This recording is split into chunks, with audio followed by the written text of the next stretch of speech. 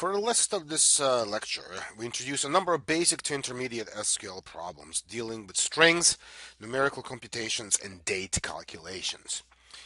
We start by showing how to walk a string, character by character, placing each character in a separate row of the resulting record set. This query is the key to string processing and is often used in one form or another for a variety of string-related SQL problems. We'll start by creating an index table called PT10, aka pivot table, where each row is an integer going from 1 to 10. This table, as well as others of smaller or larger sizes, are used to simulate looping in SQL and is located at the top of MySQL7 underscore 04 underscore string.sql file, which is here.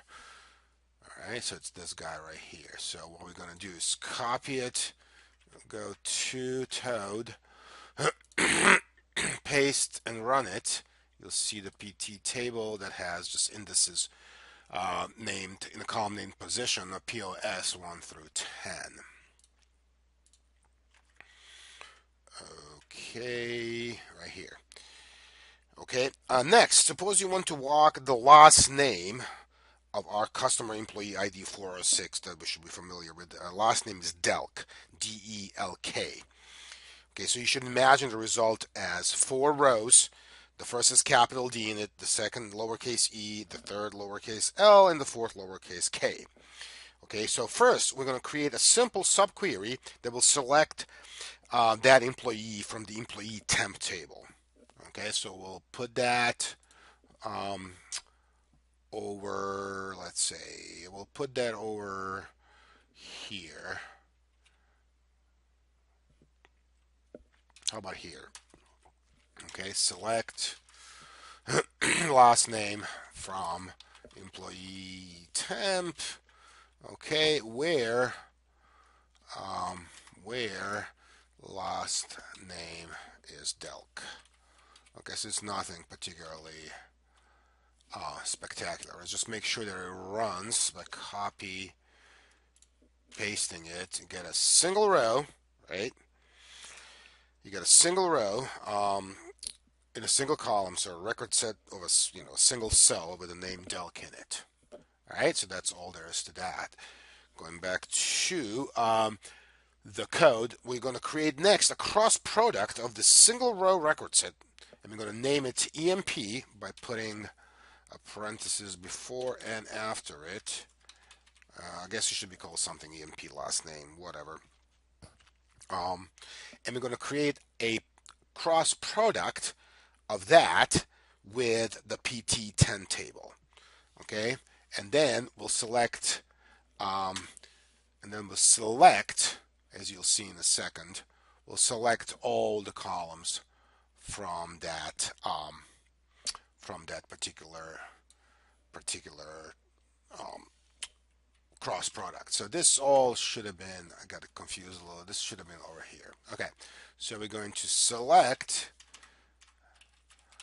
okay, everything from this cross product and see if that works. The results should be 10 rows, okay, with the last name Delk repeated 10 times, and then the position 1 through 10 because that's how many rows are in the PT10 table. Okay, we need only first 4.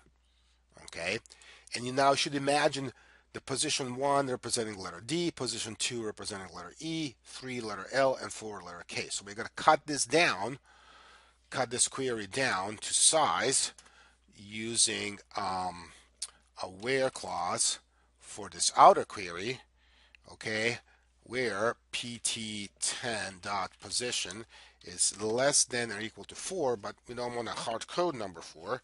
We want to say length of emp.last name, right?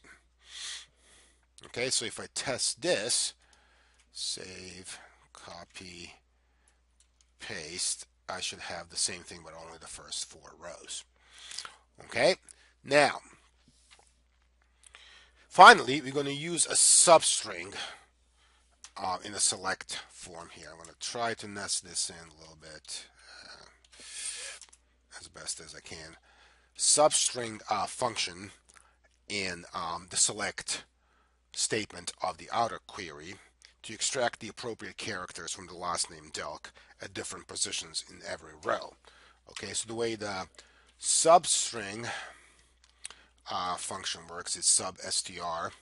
Okay, you give it a string, kind of like in any programming language you took, right? Give it a string, emp.lastname, that's Delk, comma, pt10.pos, comma 1, right? And we're going to give it a name, something as ch for character.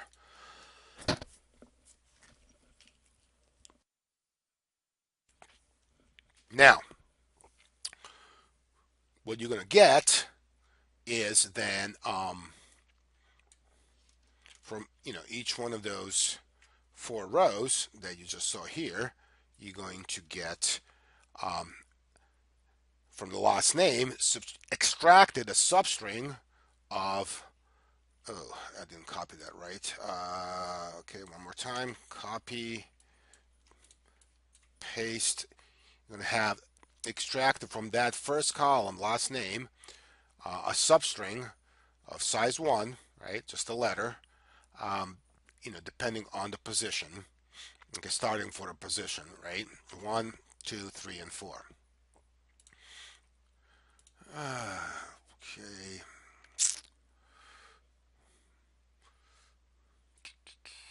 Select. Oh, I think I have to have, it has to have a parenthesis here, right, to encompass that from. Is that it? Yep. You get Delk.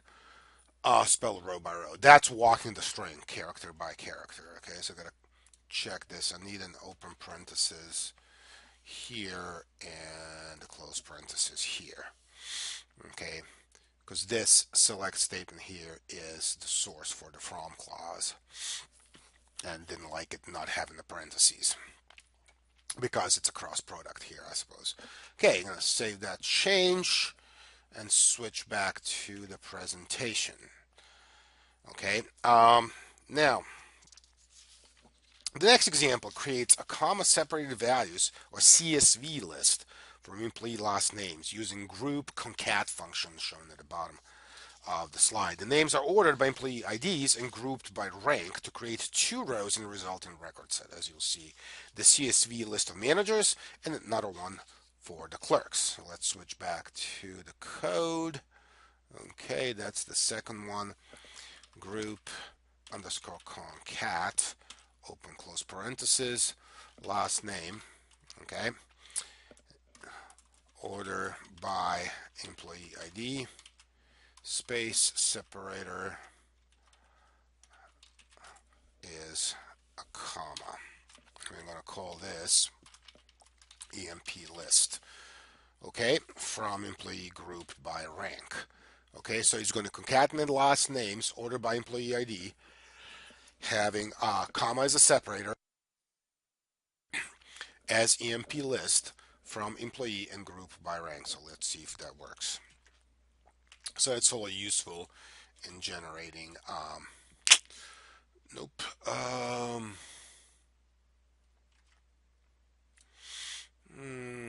What do we got?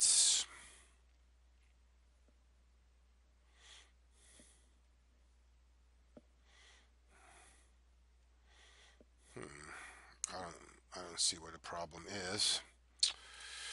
Don't see where the problem is. Order by last name.